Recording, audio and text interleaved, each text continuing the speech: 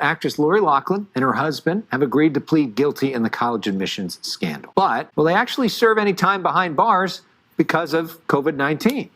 All right, that is one question we have for attorney Sara Azari. Sara, thank you so much for being with us. Thanks, Christy. Okay, so here's my first question. We just had a story of people being released from prison, federal prison. Do you think they'll serve any of this possible plea agreement? Well, this is interesting because, for the past 6 to 8 weeks, I have been heavily involved in this COVID-19 litigation, getting individuals out of prison like Michael Cohen, who are very much facing similar charges or were convicted of similar charges as Lori Loughlin and her husband. But the issue is this with this case. We have seen in this case that everybody has done some time. Even Felicity Huffman did 2 weeks or 14 days, even though it was a symbolic sentence. I don't think that this is going to be a case where the judge is going to tell Lori and Mossimo, well, because there's a pandemic, forget about it. We're not going to put you behind bars. I think what's going to happen here is that they're going to go in tomorrow. They're going to plead guilty based on their plea agreement. The judge will then set a sentencing date. Normally, it's about 90 days out. Given the pandemic and the limited operations of courts right now, it could potentially be further out than 90 days. When they go in for sentencing, I expect that their lawyers are going to ask for home confinement, which is what Michael Cohen, for instance, is doing for the rest of his prison term. And I think the prosecutors are going to stand by some time behind bars as agreed to in the plea agreement. This is for us, much like the virus is unprecedented,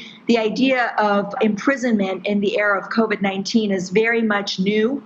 There's no precedent in the court system and the law for it. So we're really at the mercy of how compassionate judges are, how lenient they are, and how they feel about the particular issue. So in their particular case, number one, they are husband and wife. Usually in these cases, the court staggers their surrender. So one goes in and then the other one follows, and they're not both in at the same time. And the other issue is the COVID-19 issue, whether they'll go in at all.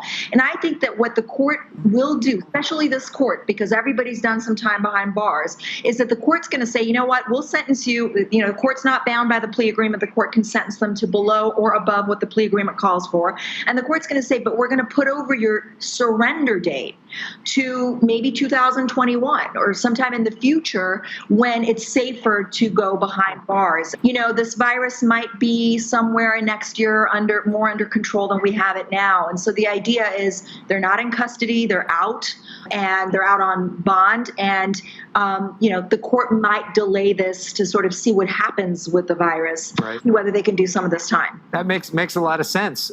So a couple questions about the plea agreement itself. First off, they've been saying they're innocent for so long. Why the change of heart, and why is he serving more time than she's serving? I think that they remember this was a carrot and stick approach initially. The prosecution gave them early plea offers. They didn't take it. Then they were indicted by grand jury, and then that added money laundering charges to their indictment.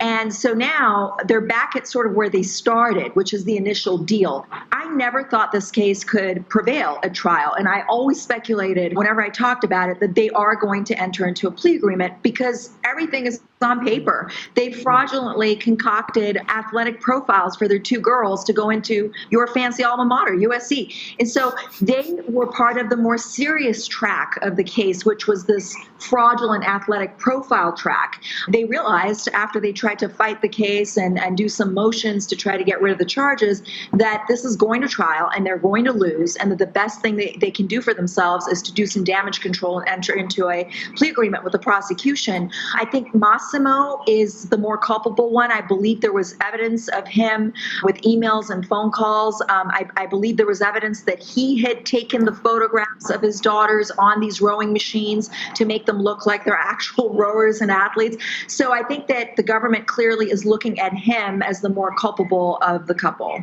Interesting. And USC, of course, not the only school involved in this scandal. This particular case they are, but, a lot of blame to go around in this whole thing. Sara Azari, thank you so much. Good to see you. Good to see you guys. All right.